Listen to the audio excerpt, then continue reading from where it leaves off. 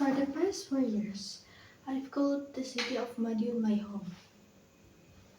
Every morning, the streets come alive. Children in their uniforms rushing to school, parents heading to work, and the usual city traffic filling the air with its energy.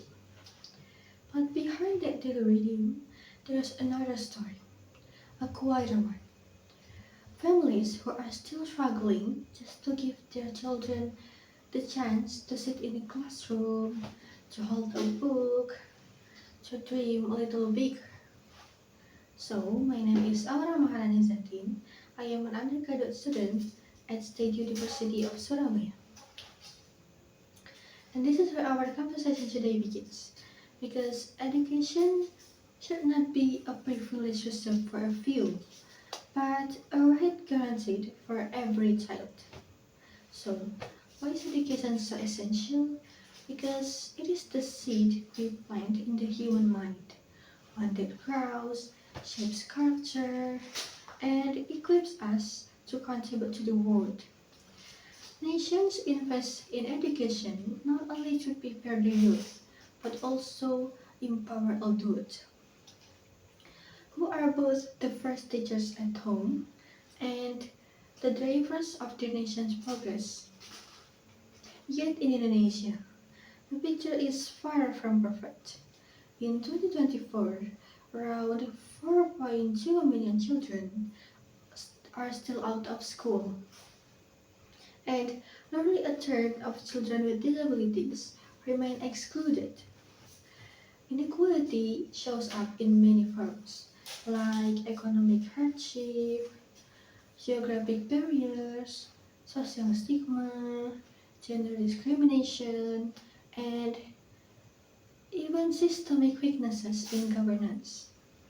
And even when children do make it to school, the education they receive is often outdated, with teachers under-supported and facilities left in poor condition. These challenges are not just numbers on a report, they are lived realities.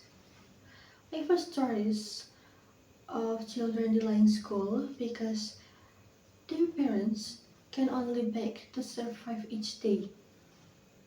In remote villages, classrooms are sometimes hours away, with no internet, no proper roads, and no teachers willing to stay.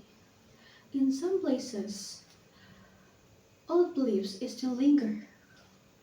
Beliefs that say a girl or girl's place is in the kitchen, not in a classroom. That mindset, carried across generations, continues to rob young women of the right to dream. Thankfully, bigger figures like Raden Ajeng Kartini paved the way for change. She established the first school for girls as a form of women's right to education. But her fight is not yet finished. And let's pause for a moment to imagine this through the eyes of a child. Imagine walking down in a muddy road every morning, your feet sore, your book getting wet in the rain, just for the chance to sit in a classroom. Imagine wanting so bad to learn, but being told, you don't need school, you are a girl. Imagine being eager to study, but your teacher is absent more often than present, and roof above your head leaks whenever it rains. How would you feel if those barriers stood between you and your dreams? But let's be clear, equity alone is not enough.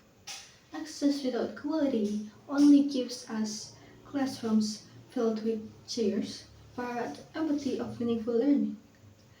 If we want education to truly transform lives, quality must rise hand in hand with equality. That means designing curricula that keep up with the 21st century, training teachers not only to instruct but to inspire, and creating learning environment where children feel safe and curious.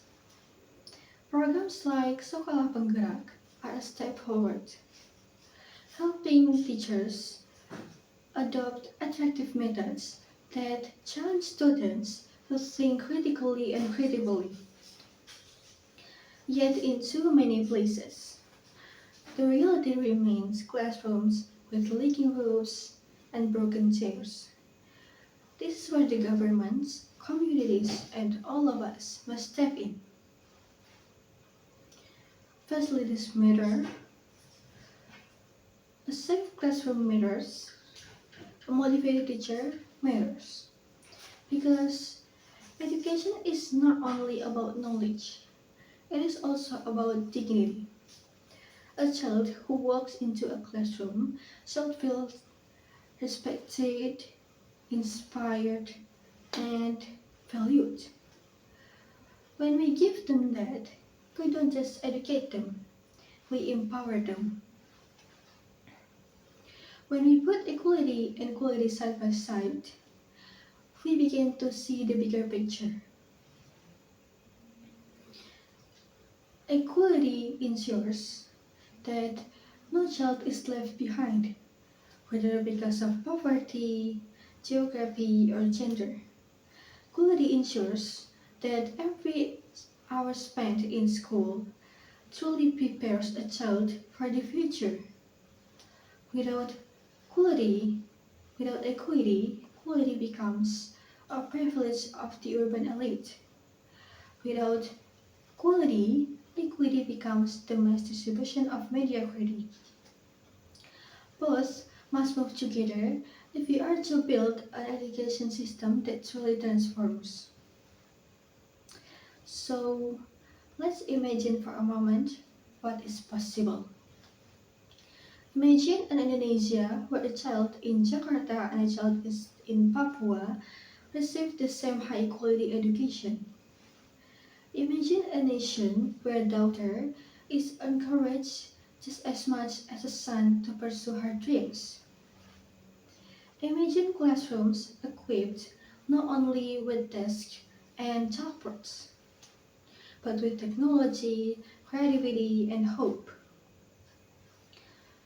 That vision is not impossible. It is within our reach if we choose to act. The truth is, we don't have time to waste.